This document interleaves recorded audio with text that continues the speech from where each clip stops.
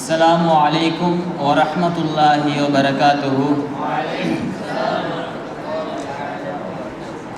الحمد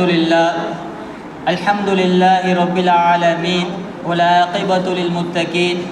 الصلاة والسلام على رسولنا سيدنا محمد وعلى آله وصحبه والناس كل أجمعين.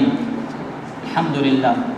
إن الله وملائكته يصلون على النبي يا أيها الذين آمنوا صلوا عليه وسلموا تسليما. اللهم صل على سيدنا محمد طب القلوب ودوائها وعافية الأبدان وشفائها ونور الأبصار وضيائها وعلى آله وصحبه وسلم. الحمد لله. இந்த உலகத்தை படைத்து பரிபாலித்து கொண்டிருக்கக்கூடிய அல்லாஹு தஆலாவுக்கு எல்லா விதமான புகழும் உரித்தாட்டும்.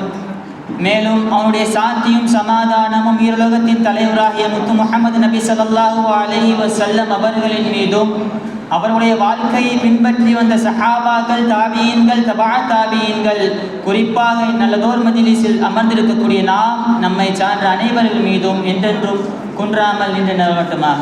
ஆமீன். அல்ஹம்துலில்லாஹ். அன்பார்ந்த அல்லாஹ்வின் நல்லடியார்களே, இன்றைய காலத்தில் வாழ்ந்து கொண்டிருக்கக்கூடிய இந்த சமூகம் மிகப்பெரிய ஒரு விஷயத்தை மறந்து கொண்டிருக்கக்கூடிய நிலையில், இந்த காலத்தில் வாழ்ந்து கொண்டிருக்கக்கூடிய சமூகம் மறக்கக்கூடிய ஒரு விஷயத்தை, குறிப்பாக சொல்ல வேண்டும் என்று சொன்னால் மறைக்கக்கூடிய ஒரு விஷயத்தை பற்றி தான் இன்று நான் உங்களுக்கு முன்னால் பேச வந்திருக்கிறேன். என்னுடைய தலைப்பு சலாமின் மகிமை. அல்ஹம்துலில்லாஹ். அன்பார்ந்த அல்லாஹ்வின் நல்லடியார்களே, நாயகம் ஸல்லல்லாஹு அலைஹி வஸல்லம் அவர்கள் தன்னுடைய உம்மத்தில் எல்லா நபர்களும் சொர்க்கத்திற்கு நுழைய வேண்டும் என்று ஆசைப்பட்டார்கள். ஒரு நபர்கள், இரண்டு நபர்கள் அல்ல, எல்லா நபர்களும் சொர்க்கத்தில் நுழைய வேண்டும் என்று ஆசைப்பட்டார்கள்.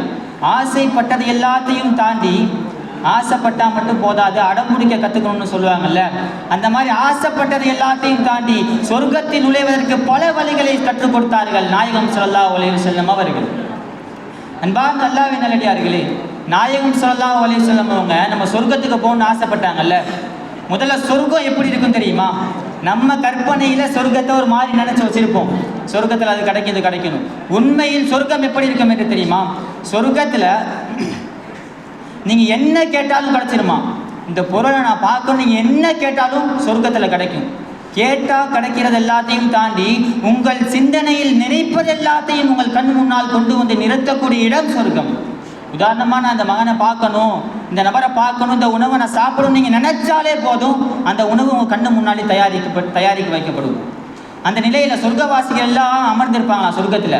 அப்போ அல்லாஹ் சொர்க்கவாசிகள் எல்லாத்தையுமே பார்த்து கேட்பானா, யா இப்னு ஆதம், ஆதமுடைய மகனே, சொர்க்கவாசிகளே உங்கள் எல்லாத்துக்கும் என்ன வேணும் அப்படின்னு சொர்க்கவாசிகள் எல்லாத்தையும் பார்த்து அல்லாஹ் கேட்பானா. அதற்கு அங்கிருந்த ஒரே ஒரு நபர் மட்டும் எந்திரிச்சு, ரப்பே நான் விவசாயம் செய்யணும்னு ஆசைப்படுறேன், அதற்குரிய எல்லா விதமான பொருட்களையும் விதைகளையும் எனக்கு கொடுடா ரப்பே, நான் விவசாயம் செய்யணும்னு ஆசையோடு கேட்குறாங்க. அதற்கு அல்லாஹ் சொல்லுவானா, ஏன்பா நீ விவசாயம் செய்யணும்னு ஆசைப்படுற? உலகத்தில் தான் கஷ்டப்பட்ட, உன்னுடைய மனைவியை காப்பாற்றணும், உன்னுடைய பிள்ளையை காப்பாற்றணும், கஷ்டப்பட்டு விவசாயம் செஞ்சு சம்பாதிச்ச, இது சொர்க்கம்னு சொல்கிறோம், நீ என்ன ஆசைப்பட்டாலும் கிடைக்குன்னு சொல்கிறோம், இங்கே வந்து நீ விவசாயம் தான் செய்யணுமா அப்படின்னு நல்லா கேட்டதுக்கு அவர் சொல்லுவாராம், இல்லை ரப்பே அதில் உனக்கு ஆர்வம் இருக்குது, என்று எனக்கு ஒரு இன்ட்ரெஸ்ட் இருக்குது, நீ அதற்குடைய பொருள் எல்லாத்தையும் கொடுறா ரப்பே, நான் அதை பண்ணுறேன்னு ஆசையோடு கேட்டு வாங்குவாராம்.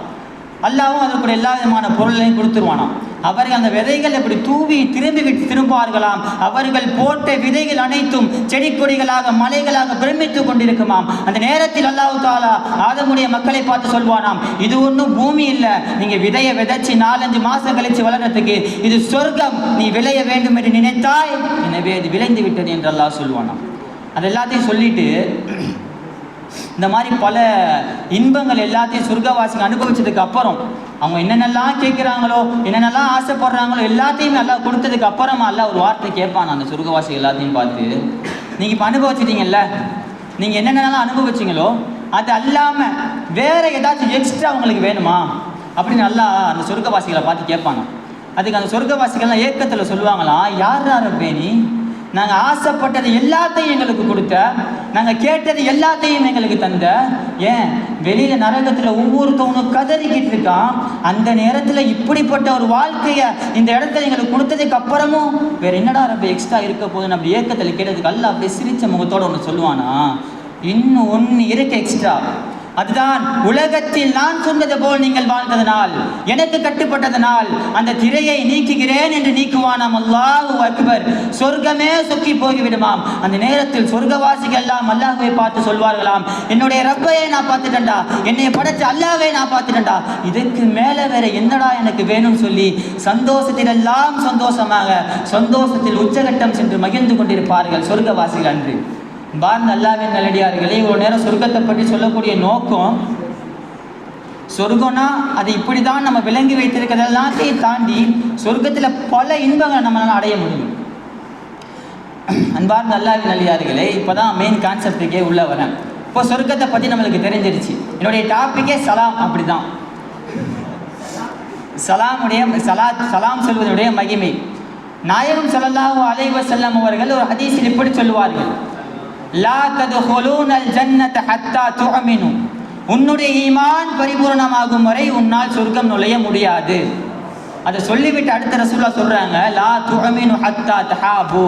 உன்னுடைய ஈமான் பரிபூர்ணமாகணுமா, உங்களுக்கு ஒருவருக்கு ஒருவர் மத்தியில் அன்பும் பாசமும் ஏற்படும் வரை உன்னுடைய ஈமான் பரிபூர்ணமாகாது.